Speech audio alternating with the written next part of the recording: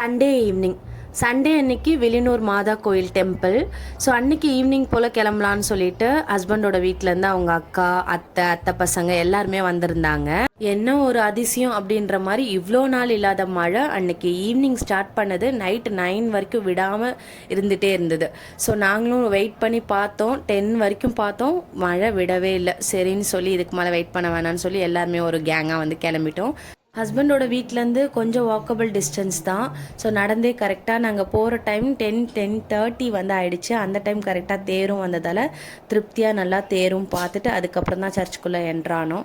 So அங்கே போய் நல்லா சாமி கும்பிட்டு அதுக்கப்புறமா ஒரு சில பிக்சர்ஸ்லாம் எடுத்துட்டு அதுக்கப்புறமா வரும்போது ரிட்டன் குட்டி ஷாப்பிங் இருந்தது, அதையும் கண்டிப்பாக முடிச்சுட்டு தான் போகணுன்னு சொல்லி அழகாக நின்று முடிச்சுட்டு வரும்போது கதெல்லாம் பேசிட்டு தான் வந்தோம். அன்னைக்கு எல்லாரும் தான் மழையில் நினைஞ்சாங்க. பட் எனக்கு மட்டும் 2 டேஸாக ஃபீவர், அதனால தான் வ்ளாக் போடலை. நாளைக்கு வேறு ஒரு ஷார்ட்ஸில் பார்க்கலாம். பாய்.